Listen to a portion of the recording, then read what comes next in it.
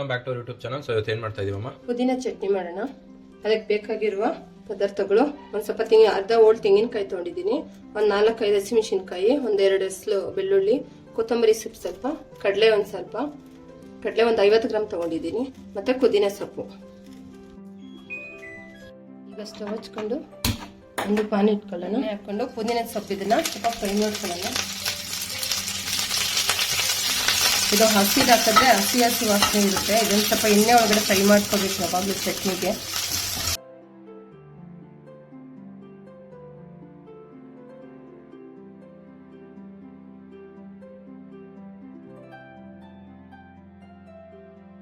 ಹಸಿಮೆಣಸಿನ್ಕಾಯಿ ಹಾಕೊಂಡು ಫ್ರೈ ಮಾಡ್ಕೋಬೇಕು. ನೀವು ಹಸಿಮೆಣಸಿನ್ಕಾಯಿ ಬೇಕಾದ್ರೆ ಹಾಕೊಳ್ಳಿ, ಇಲ್ಲಾಂದ್ರೆ ಒಣಮೆಣಸಿನ್ಕಾಯಿ ಆದರೂ ಯೂಸ್ ಮಾಡಿ.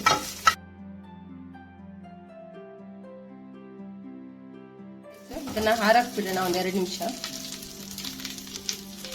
ಎಲ್ಲ ಜಾರಿಗೆ ಹಾಕೊಂಡು ಮಿಕ್ಸಿಗೆ ಹಾಕೊಳ್ಳೋಣ. ತಣ್ಣಗಾದ್ಮೇಲೆ ಇದನ್ನ ಮಿಕ್ಸಿ ಜಾರಿಗೆ ಹಾಕೊಳ್ಳಿ.